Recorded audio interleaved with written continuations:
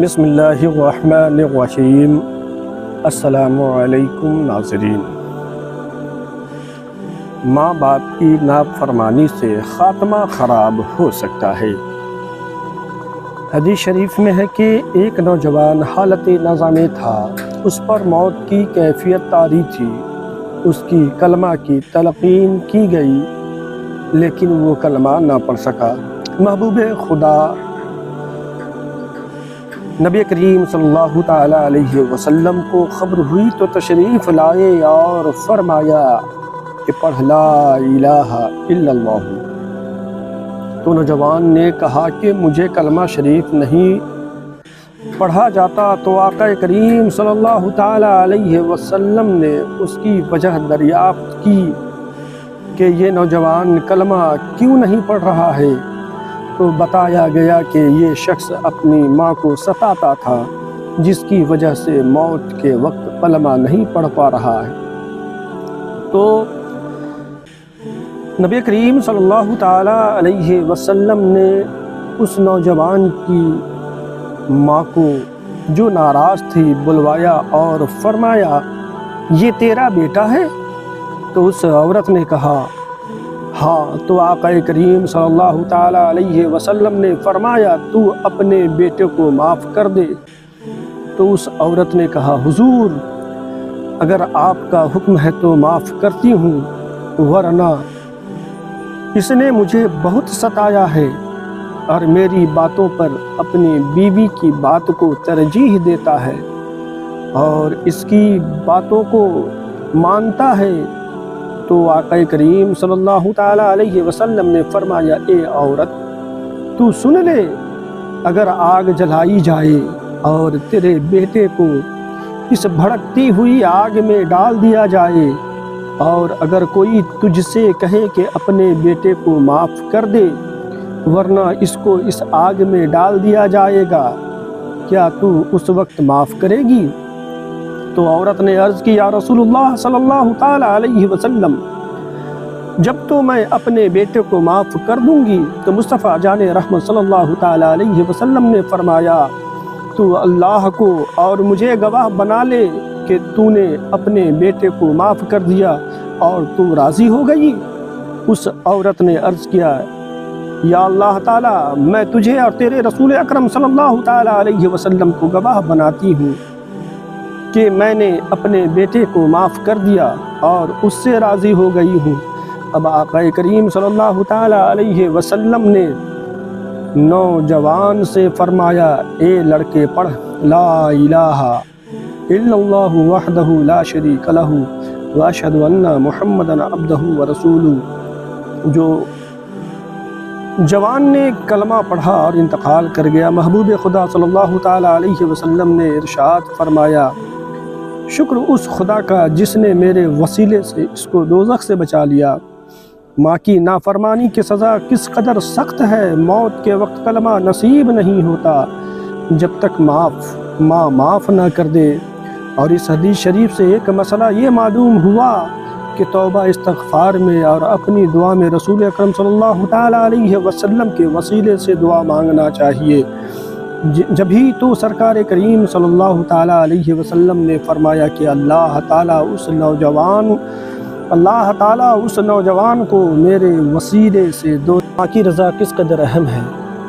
حدیث شریف میں سرچشمہ ولایت حضرت مولا علی شیر خدا رضی اللہ تعالیٰ عنہ بیان فرماتے ہیں کہ محبوب خدا رسول اکرم صلی اللہ تعالیٰ علیہ وسلم کے پاس بیٹھا ہوا تھا۔ ایک شخص آیا اور بعد سلام عرض کیا یا رسول اللہ صلی اللہ علیہ وسلم، حضرت عبداللہ بن سلام بستر مرگ پر آخری سانس لے رہے ہیں اور آپ کا آخری دیدار کرنا چاہتے ہیں۔ تو آقا کریم صلی اللہ تعالیٰ علیہ وسلم یہ سنتے ہی کھڑے ہوئے اور فرمایا تم لوگ بھی کھڑے ہو جاؤ اور چلو اپنے بھائی عبداللہ بن سلام کی زیارت کر لیں۔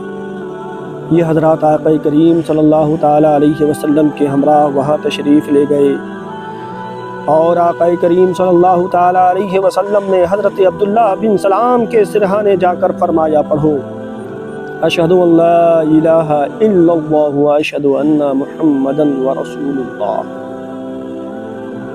ان کے کان میں آپ صلی اللہ تعالی علیہ وسلم نے 3 بار یہی کلمہ شہادت پڑھا، مگر وہ خود نہ پڑھ سکے۔ تو آقا کریم صلی اللہ تعالی علیہ وسلم نے حضرت بلال رضی اللہ تعالی علیہ وسلم سے فرمایا، تم ان کی بیوی سے جا کر پوچھو کہ دنیا میں ان کے اعمال کیسے تھے اور ان کا مشغلہ کیا تھا۔ حضرت بلال رضی اللہ تعالی عنہ ان کی اہلیہ کے پاس گئے اور ان کے اعمال و اشغال کے بارے میں معلوم کیا، تو ان کی بیوی نے بتایا کہ رسول صلی اللہ تعالی علیہ وسلم کے حق کی قسم، جب سے انہوں نے مجھ سے نکاح کیا میں نہیں جانتی کہ آقا کریم صلی اللہ تعالی علیہ وسلم کے پیچھے ان کی کوئی نماز بھی فوت ہوئی، اور ان کا کوئی دن بھی ایسا نہیں گزرا جس دن انہوں نے صدقہ و خیرات نہ کیا ہو۔ ہاں ایک بات ضرور ہے کہ ان کی ماں ان سے ناراض ہے۔ آقا کریم صلی اللہ تعالی علیہ وسلم کو یہ خبر دی گئی، تو آقا کریم صلی اللہ تعالی علیہ وسلم نے ان کی والدہ کو بلایا۔ حضرت بلال رضی اللہ تعالی عنہ سے ان کی والدہ کے پاس جا کر آقا کریم صلی اللہ تعالی علیہ وسلم کا پیغام دیا گیا، مگر وہ نہ مانی۔ پھر آقا کریم صلی اللہ تعالی علیہ وسلم نے حضرت عمر رضی اللہ تعالی عنہ اور حضرت مولا رضی اللہ تعالی عنہ کو بھیجا۔ یہ دونوں حضرات اس خاتون کو لے کر حاضر ہوئے، تو اس خاتون نے حضرت عبداللہ بن سلام کو دیکھ کر کہا، اے میرے بیٹے، میں تم کو دنیا و آخرت دونوں میں کہیں بھی معاف نہ کروں گی۔ آقا کریم صلی اللہ تعالی علیہ وسلم نے فرمایا، اے ضعیفہ، اللہ تعالیٰ سے ڈرو اور اپنے بیٹے کو معاف کرو۔ تو ضعیفہ نے کہا، یا رسول اللہ صلی اللہ تعالی علیہ وسلم، میں اسے کیسے معاف کروں؟ میں اسے کیسے معاف کروں؟ میں اسے کیسے معاف کروں؟ آقا دو جہاں صلی اللہ تعالی علیہ وسلم وہ ضعیفہ بتاتی ہے کہ میری نافرمانی کی، مجھے گھر سے علادہ کیا۔ آقا دو جہاں صلی اللہ تعالی علیہ وسلم نے فرمایا، اگر تم اسے معاف کر دو تو تیرا حق میرے ذمے ہے۔ یہ انتہائی درجے کی مہربانی اور عنایت ہے ماں بیٹے دونوں کے لیے۔ تو پھر ضعیفہ کہنے لگی کہ یا رسول اللہ صلی اللہ تعالی علیہ وسلم، آپ صلی اللہ تعالی علیہ وسلم اور آپ صلی اللہ تعالی علیہ وسلم کے اصحاب رضی اللہ تعالی عنہم کو گواہ بناتی ہوں، اور میں اپنے بیٹے کو معاف کر دیا۔